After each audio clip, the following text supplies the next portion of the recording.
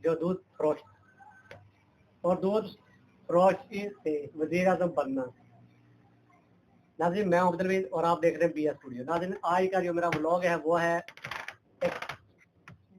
आज का व्लॉग मेरा है ऐसे शख्स के बारे में जो पाकिस्तान का वजीर आजम बना, लेकिन उसने अपनी ज़िंदगी के इब्तदाई दिनों में दूध बेचकर अपने तालीमी और अपने घरेलू अखराजात पूरे किए।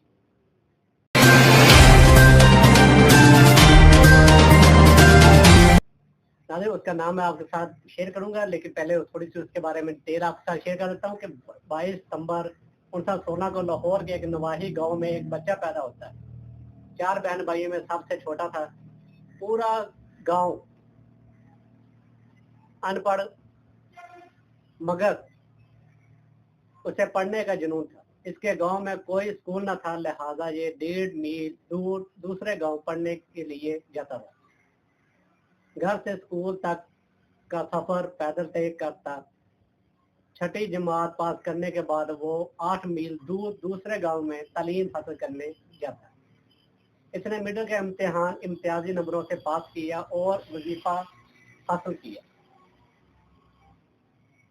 मजीद तालीम हासिल करने लाहौर आया और जहां उसने सेंट्रल मॉडल स्कूल में, जो कि इस वक्त का नंबर 1 स्कूल था, दाखिला ले लिया। इसका गांव शहर से 13 किलोमीटर दूर था। गरीब होने की वजह से अपनी तालीम जारी रखना मुश्किल थी, मगर इसने मुश्किल हालात के सामने हथियार न फेंके, बल्कि इन हालात के मुकाबला करने की ठानी। इसने तहिया किया कि वो गांव से दूध लेकर शहर में बेचेगा और हासिल होने वाली आमदन से अपनी तालीम जारी रखेगा। चनाचा वो सुबह मुंह अंधेरे अज़ान से पहले उठता, मुख्तलिफ घरों से दूध इकट्ठा करता, ड्रम को रेडी पर लाकर शहर पहुंचता। शहर में वो नवाब जफर कज़बाफ की हवेली और कुछ दुकानों को दूध फरोख्त करता। इस काम से फारग होकर मस्जिद में जाकर कपड़े बदलता और भागम भाग स्कूल पहुंचता। काले के ज़माने तक वो इसी तरह दूध बेचता और अपनी तालीम हासिल करता रहा। इसने गुर्बत की बावजूद कभी दूध में पानी नहीं मिलाया। बचपन में इसके पास स्कूल के जूते न थे। स्कूल के लिए बूट बहुत ज़रूरी थे। जैसे तैसे करके इसने कुछ पैसे जमा करके अपने लिए जूते खरीद लिए।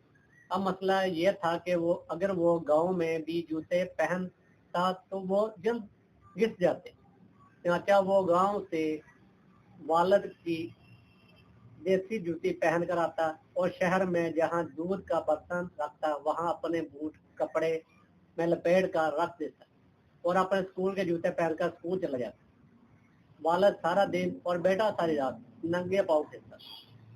1935 में इसने मैट्रिक में नुमाया पोजीशन हासिल की और फिर Islamia college railway road Lahore में दाखिला लिया। अब वो अपने तालीमी अखराजात पूरे करने के लिए गांव से रेडी में दूध लाता और शहर में फरोख्त करता। इसका काम में कभी इसने हार महसूस न की। फर्स्ट ईयर में इसके पास कोट न था और क्लास में कोट पहनना लाजमी था। चनाचा इसने क्लास से निकल कर गैर हाजिर लगा दी जाती। इस मामले का इल्म उस्तादा को हुआ तो इन्होंने इस ज़हीन तालिब इल्म की मदद की। जवान को पढ़ने का बहुत शौक था। 1939 में इसने BA ऑनर किया। ये अपने इलाके में वाहद ग्रेजुएट था। ये नौजवान इस दौरान जान चुका था कि ये दुनिया में कोई भी काम आसानी से सर अंजाम नहीं दिया जा सकता। कामयाबियों और बेहतर कामयाबियों के लिए इन अनथक मेहनत लाजमी है। माशी दबाव के तहत BA के बाद इसने बाटा पोर्ट कंपनी में क्लर्क की नौकरी कर ली। चनाचा इसका मकसद और गोल ला यानी कानून पढ़ना था, लिहाजा कुछ अरसा बाद क्लर्क की छोड़कर कानून की तालीम हासिल करने लगा और 1996 में LLB का इम्तिहान पास कर लिया। 1946 में LLB का इम्तिहान पास कर लिया 1950 से बाकायदा प्रैक्टिस शुरू कर दी और इस खिदमत खलक और आगे बढ़ने का भूत सवार था। इसने लोगों की मदद से अपने इलाके में कई तालीमी अदारे कायम किए। इस जज्बे के तहत 1965 में मगरबी पाकिस्तान असम्बली का इलेक्शन लड़ा और कामयाब हुआ। पीपल्स पार्टी के रोटी कपड़ा और मकान के नारे से मुतासर होकर इसने में शामिल हो गया। नाज़रीन, रोटी कपड़ा और मकान ये वो बुनियादी नारा था। जब पाकिस्तान के दो हिस्से हुए तो भुट्टो ने ये नारा लगाया था कि रोटी कपड़ा और मकान। वो इसलिए नारा लगाया था कि भुट्टो की मेहरबानियां इतनी इस मुल्क पर थी कि जो 22 खानदान पूरे एशिया में सबसे ज्यादा तरक्याती काम कर रहे थे, सबसे बड़ी इंडस्ट्रियां थी, उनकी इंडस्ट्रियां उससे छीन ली गई। अब छीनने की वजह ये बनी कि भुट्टो हुकूमत ये चाहती थी कि उसका तमाम जितना भी उसकी आमदन है वो तमाम हुकूमती खजाने में जमा हो। जबकि जिनकी फैक्ट्रियां थी वो ये कहते थे कि हम जब सालाना टैक्स दे रहे तो हम मंथली अपनी इनकम में क्यों दे। बात दोनों की अपनी जगह पे ठीक थी, क्योंकि मुल्क के दो हिस्से हो चुके थे जो कि भुट्टो साहब की ही खुद की मेहरबानियों की वजह से बांग्लादेश पाकिस्तान से अलग हुआ था। तो ये इसी चीज पर कि अब पाकिस्तान में वो चीजें तो थी नहीं, पर्सन पाकिस्तान से चली गई। उसके बाद चावल पाकिस्तान से चले गए। तो ये दो चीजें थी जो बांग्लादेश में बहुत ज्यादा थी और इन दोनों की कीमत भी अच्छी मिलती थी और पूरा पाकिस्तान उस पर मुनासब था। और पाकिस्तान में क्या था, सिर्फ और सिर्फ कपास। क्योंकि कपास और गंदम ये दो पाकिस्तान की पैदावार थी। गन्ना वहां से आता था, पर्सन वहां से आती थी और उसके साथ साथ सबसे अच्छी कपास भी बांग्लादेश से मिलती थी पाकिस्तान से। चावल बांग्लादेशी के सबसे अच्छे थे। तो जब एक सीजन की चीजें यहाँ पे रहेगी, दूसरे सीजन की चीजें तो वहां पे चलेगी। तो हुआ क्या, पाकिस्तान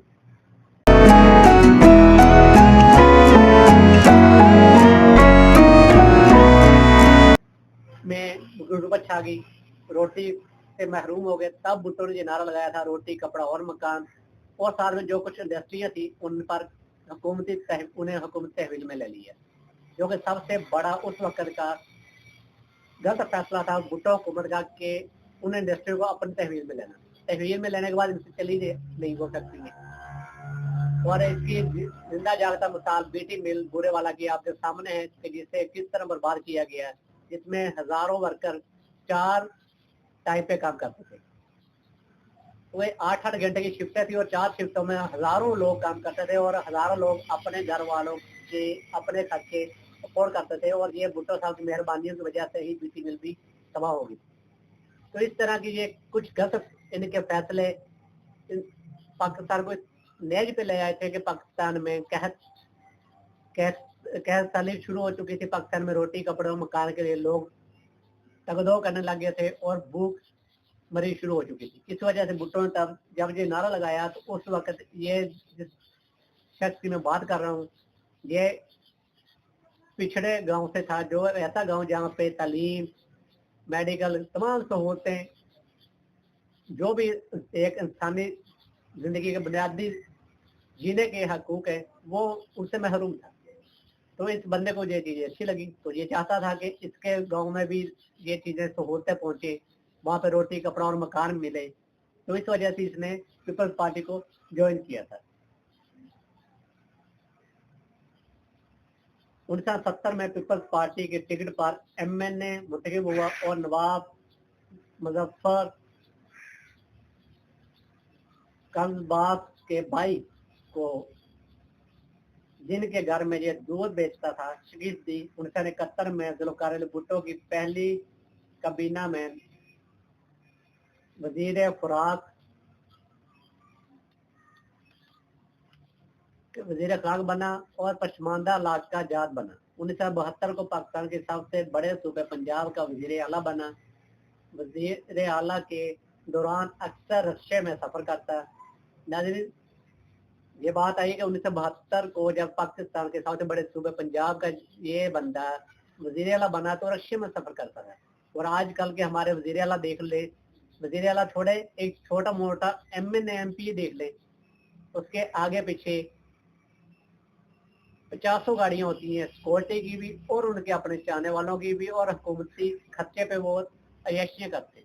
और ये बंदा भी देखे कि रक्शे में सफर करता था। एक बंदा रक्शे में सफर करता है पंजाब का वजीर आला होने के बाद, और आज के वजीर आला देख लें जो टिकटॉकर हमारे वजीर आला, उसका क्या काम है कि 17 से 18 गाड़ियां उसके आगे और 17 से 18 गाड़ियां उसके पीछे हों, तभी वो घर से निकलती है। और इसमें नाज़रीन सबसे जो बड़ा मसाइल पैदा होते हैं, जो मसला नहीं मसाइल पैदा होते हैं, वो ये कि ट्रैफिक ब्लॉक हो जाती है। उस रूट की वो तमाम ट्रैफिक ब्लॉक कर दी जाती है जहाँ से ये लोग गुजर रहे होते हैं। तो खुआ वहाँ पे एम्बुलेंस ही क्यों ना हो, खुआ एम्बुलेंस में कोई मरीज मर ही क्यों ना रहा, जब तक ये लोग वहाँ से गुजरेंगे नहीं, वो एम्बुलेंस भी वहाँ से नहीं गुजरेगी। और आम शहरी जो कारोबार पे जाना चाहते हैं, जो अपनी जॉब पे जाना चाहते हैं, या किसी वजह से वो घर जाना चाहते हैं, या घर में कोई मसला बन गया उनका जाना लाजमी है, वो लोग वहाँ पे खड़े। क्यों? ये नवाबजादे ये नवाबजादियाँ वहाँ से गुजरेंगी तभी वो लोग वहाँ से गुजर के अपने घर जा सकते हैं। लेकिन ये बंदा भी था जो रक्शे पे सफर करता था, और अपने और इसके साथ इसने इस्तीफा भी दिया था। और इस्तीफा क्यों दिया था वो आप साथ शेयर करता हूँ कि अपने गवर्नर मुस्तफा खर के साथ निभा होने की वजह से इस्तीफा देकर एक मिसाइल कैम की 1973 में अक़वाम मुत्तहिदा में पाकिस्तानी वफद की क़यादत की। 1973 में ही वफाकी वजीर कानून पार्लिमानी अमूर का कलमदान सौंपा गया। 1976 में वफाकी वजीर बल्दिया व दही मुकर्रर किया, और 2 दफ़ा स्पीकर कौमी असम्बली बना, और 4 साल तक इंटरनेशनल इस्लामिक यूनिवर्सिटी का रेक्टर बन रहा। एक मुफती कलाश अनपढ़ किसान का बेटा, जिसने कामयाबी का एक लंबा और कठिन सफर अपने दूध बेचने से शुरू किया और आखिरकार पाकिस्तान का वजीर आज़म बना। यह पाकिस्तान का मुनफरिद वजीर आज़म था जो सारी उम्र लाहौर में लक्ष्मी मेंशन में किराए के मकान में रहा, जिसके दौरान दरवाजे पर कोई दरबान न था, जिसका जनाजा इसी किराए के घर से उठाया गया। नाज़रीन, लक्ष्मी मेंशन में किराए पर रहने वाला पाकिस्तान का वजीर आज़म भी बनता है। और उससे पहले के वजीर आज़म हम देखें और उसके बाद के आपके वजीर आज़म देखें, जिन्होंने जो, और हम एक छोटी सी मिसाल में आपके साथ पेश करता हूँ मुस्लिम लीग नून की, कि जब नवाज शरीफ की बेगम कुलसूम नवाज से शादी हुई तो तब इसके घर में एक प्रोड्यूसर फैन था। लेकिन आज इसकी बेटी और उसकी आगे जो औलाद है वो ये कहते हैं कि हम तो अरबपति थे। अरबपतियों के घर में प्रोड्यूसर फैन कैसे आ सकता था? ये लोग गुर्बत में सियासत में आए, लेकिन अरब वो क्या खरबपति बन गए, और कई बड़े आजमों पर इनकी अपनी जायदादें बन गई। तो क्योंकि ये लोग थे मुल्क लूटने वाले। और ये बंदा था जो ताहयात किराए के घर में रहा। और अगर इनके घर में हम लोग कभी इनसे मिलने जाएं, ताकि ये अवामी नुमाइंदे हैं, अवाम ने मुंतखब किया है, अवाम इनके घर पे जा सकती है, इनसे सवाल कर सकती है, लेकिन अगर हम इनके घर पे जाएंगे तो हमें हजारों लोग रास्ते में रोक देंगे। हमारे सर से लेकर पाँव तक एक एक जगह की तलाशी भी ली जाएगी, ना सिर्फ तलाशी ली जाएगी बल्कि हमें पहली बात तो मिलने ही नहीं दिया जाएगा। और अगर हम बदकिस्मती से इनसे मिलने भी चले गए तो ये दूसरे दरवाजे से बाहर निकल जाएंगे, और हम वहीं पे बैठे रहेंगे मुंह उठा के कि कब ये हमसे मिले। तो ये चीज़ें जो नहीं होनी चाहिए, क्योंकि ये अवामी नुमाइंदे हैं, अवाम ने मुंतखब किया, तो ये चीज़ें नहीं होनी चाहिए। ठीक है, सिक्योरिटी के मसाइल हैं, मसला है, सिक्योरिटी हो, चेकिंग हो, लेकिन मिले तो सही अवाम से, अवाम को अंदर बुलाए तो सही। ये अवाम को इसलिए अंदर नहीं बुलाते कि अवाम कहीं देखना लगे कि किस तरह की अय्याशियाँ कर रहे हैं उनके पैसों पर, जो उनके नाम पर पैसे इन लोगों ने लिए। लेकिन ये बंदा ताहयात किराए के मकान में रहा, और उसी किराए के मकान से इसका जनाजा भी उठा।